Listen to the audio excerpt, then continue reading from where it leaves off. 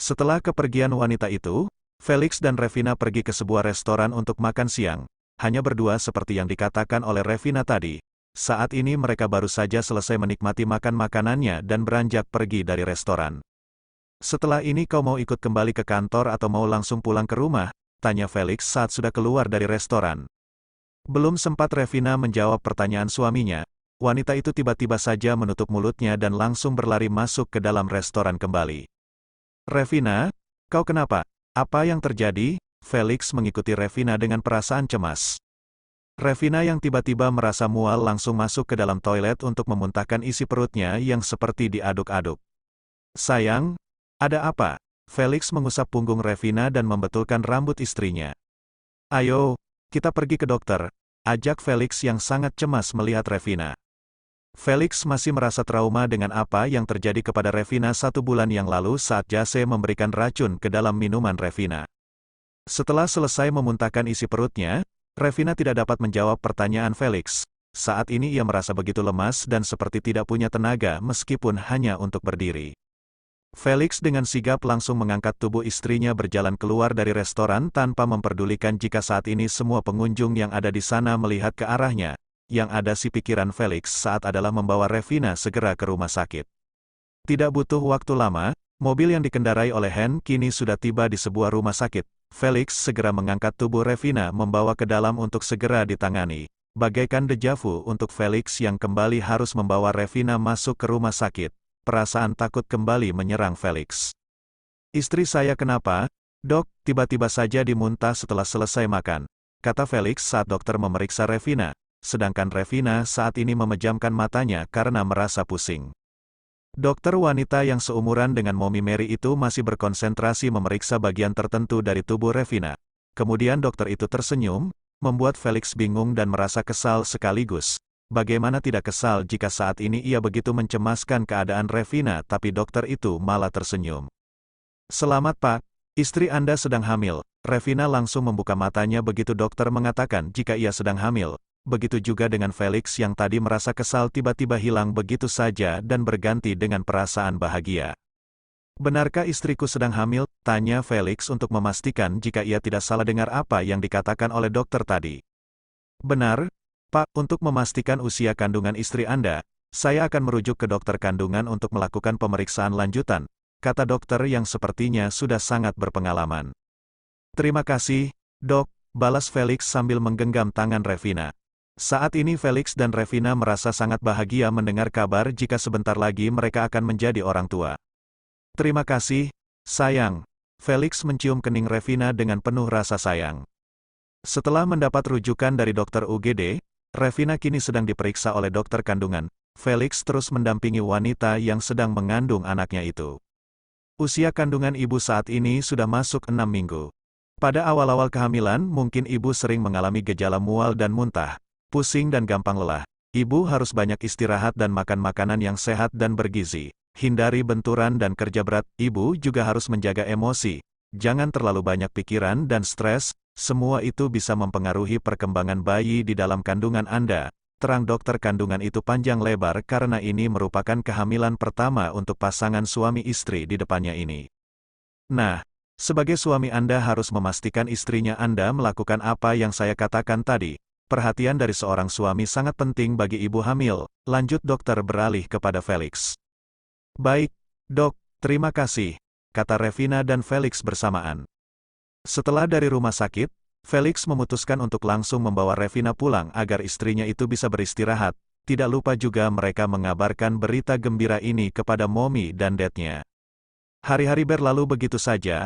Felix sangat protektif terhadap Revina semenjak wanita itu hamil. Felix lebih banyak memberikan perhatian kepada Revina daripada pekerjaannya. Beruntung Felix memiliki asisten yang selalu dapat diandalkan seperti Hen. Sayang, siang nanti aku akan mengantarkanmu ke rumah sakit, kata Felix sebelum ia berangkat kerja. Ke rumah sakit lagi? Bukannya baru minggu kemarin kita datang untuk periksa kandungan, Revina mengingatkan Felix. Benar, itu memang jadwalmu check up bulan ini.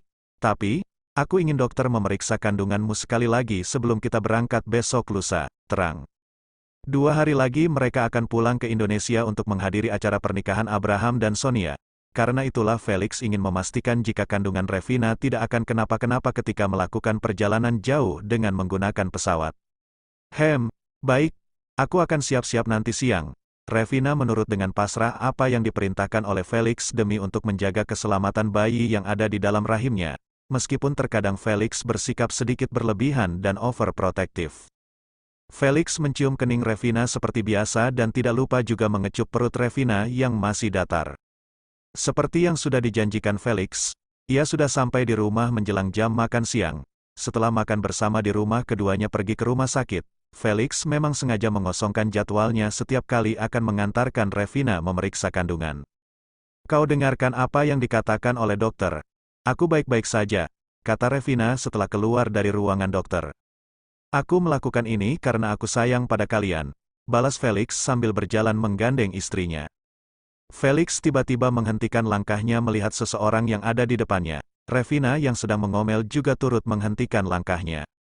Mengapa berhenti? Tanya Revina bingung. Revina mengikuti arah pandang Felix melihat seorang wanita yang sedang menangis terisak di depan ruang tunggu UGD. Felix, sapa wanita itu sambil mengusap air mata di pipinya. Belum sempat Revina bertanya kepada Felix siapa wanita itu, seorang dokter lebih dulu keluar dari ruang UGD. Bagaimana keadaan putriku, dok? Tanya wanita itu yang tidak lain adalah Mia. Keadaannya sudah semakin parah dan harus segera dilakukan operasi transplantasi tali pusar dari saudara kandungnya, terang dokter. Mia semakin terisak mendengar penjelasan dari dokter. Wanita yang tengah bersedih itu menatap Felix dengan tatapan memohon. Felix yang mengerti arti dari tatapan Mia itu hanya menatap datar ke depan. Sedangkan Revina merasa turut bersimpati kepada wanita di depannya itu. Felix, kau dengar sendiri kan apa yang dikatakan oleh dokter tadi, kata Mia dalam tangisnya. Aku harap kau bisa sedikit berbelas kasih untuk membantu putriku, lanjutnya lagi. Apa maksud wanita ini meminta bantuan kepada Felix? Bukankah seharusnya wanita itu mengatakan dan meminta bantuan kepada ayah dari anaknya? Revina melihat wajah Felix dan Mia bergantian, merasa ada sesuatu yang salah dengan perkataan wanita di depannya. Revina akhirnya bersuara. Maaf Nona, seharusnya kau memberitahukan kepada ayah kandung putrimu karena hanya dia dan Anda yang bisa membantunya, beritahu Revina. Felix, aku rasa kau pasti mengerti apa yang dikatakan oleh dokter. Hanya saudara kandung satu ayah dan ibu yang bisa membantunya, kata Mia tanpa menanggapi perkataan Revina. Apa maksudnya mengatakan itu padamu? Tanya Revina yang kini beralih menatap tajam ke arah Felix, meminta penjelasan lebih lanjut. Sebenarnya Felix adalah, aku akan membantumu menemukan ayahnya, potong Felix sebelum Mia meneruskan kalimatnya. Revina menghembuskan napas lega setelah mendengar kata Felix. Ternyata tidak seperti yang ada di dalam pikirannya karena Felix akan membantu wanita itu menemukan ayah dari anak wanita itu. Kau tenang saja, Nona, suamiku akan berusaha untuk membantu putrimu. Revina tersenyum memegang tangan Mia yang kini sudah merasa sedikit lega. Terima kasih, balas Mia. Setelah itu Felix dan Revina melanjutkan kembali langkahnya menuju keluar dari rumah sakit untuk pulang ke rumah.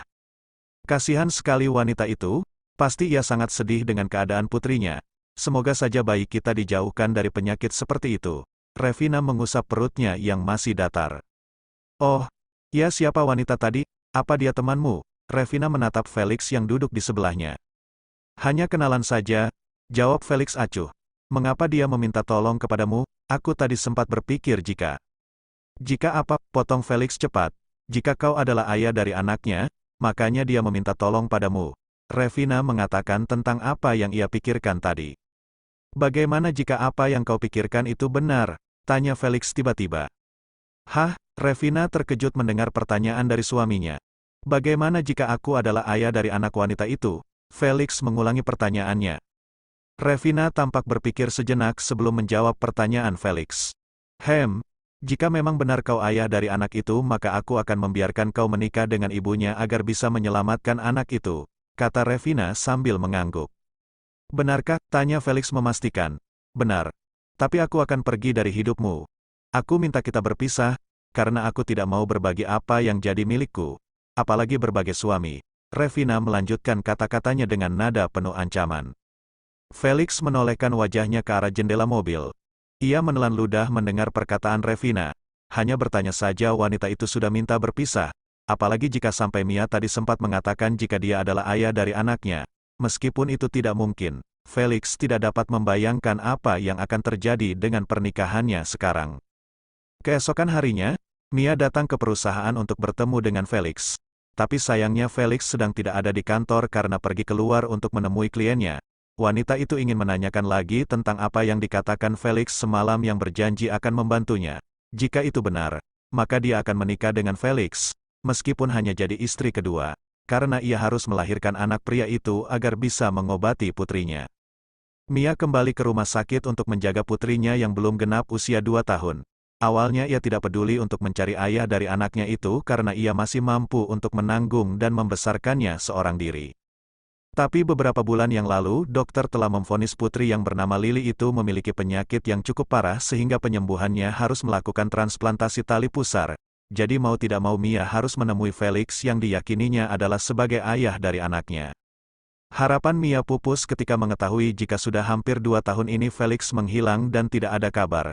Sampai hari di mana Mia mendengar berita tentang pernikahan Felix dari teman-temannya, dengan penuh harapan Mia datang menemui Felix untuk memberitahukan tentang putrinya. Tapi harapan Mia kembali pupus saat Felix dengan tegas tidak mengakui perbuatannya malam itu. Mia mengusap air matanya. Ia menatap wajah malaikat kecilnya yang sedang tertidur pulas dengan infus yang terpasang di tangannya. Mia harus semangat menghadapi ujian hidupnya ini. Hari berikutnya, Mia datang lagi ke perusahaan Felix. Tapi lagi-lagi pria itu tidak ada. "Maaf, Nona, hari ini Tuan berangkat ke luar negeri dan beberapa hari lagi baru kembali," kata sekretaris Felix. "Baiklah, terima kasih," Mia pulang dengan perasaan kecewa dan sedih. Sementara itu, saat ini Felix dan Revina sedang berada di dalam pesawat pribadi milik keluarga Maxim. Felix memilih memakai pesawat pribadi dibandingkan dengan pesawat komersial agar Revina lebih nyaman dan bisa beristirahat di dalam kamar. Tidak lupa juga Felix membawa seorang dokter yang akan menjaga kesehatan Revina jika sewaktu-waktu terjadi apa-apa selama dalam perjalanan.